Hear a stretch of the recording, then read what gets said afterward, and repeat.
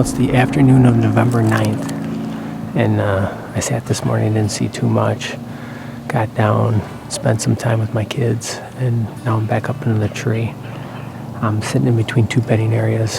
I think a lot of bucks should be cruising through, so I believe there's a doe in heat because last night I shined and just probably 300 yards to my left in the field there was a buck and a doe bedded.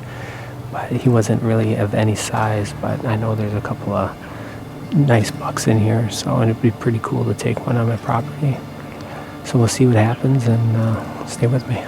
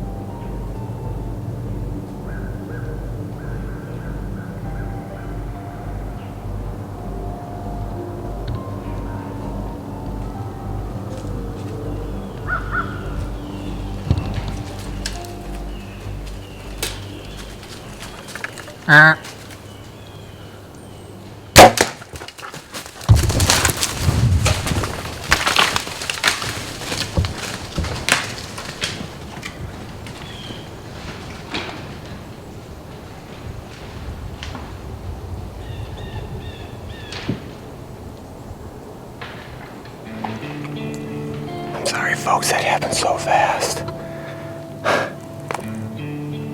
I've been hunting hard.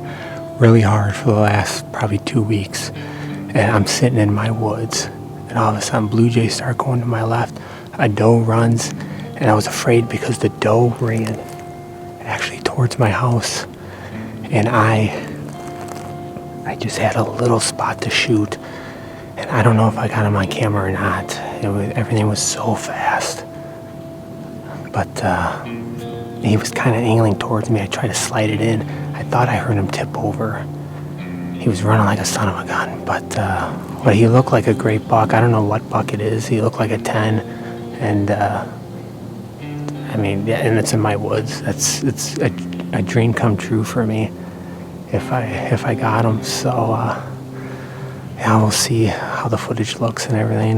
Like I said, gosh, I don't know if I got him or not, but we'll see. So stay tuned. Well, last night we looked at the footage. We went and looked for blood, and it was kind of running thin, and the kids were getting a little antsy, so we decided to back out. The hit looked high, but we had good blood, and from the video it was really coming out of them pretty good. So we gave them overnight, and now we're going to go look for them, and hopefully we find them. So stay with us. So I think he's going to cut that way. Yeah, that's the one that we found on the tree. Let's go this way. Oh, there's here. That's him. We got him. Let's go take a look at it. Well, here he is. We found him. He went about 85 yards. I'd say got a great tracking team with me. But last night this buck came in chasing a doe, and I was afraid he was going to get out of my camera view because I was self-filming, and like I said, he didn't go 85 yards, but a dream came true for me.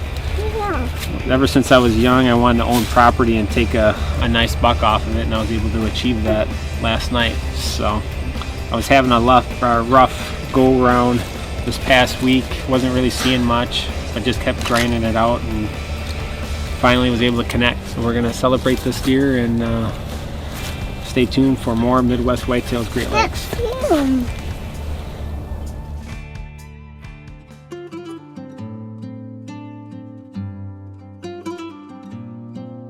Hey guys, we are still down here in northern Missouri.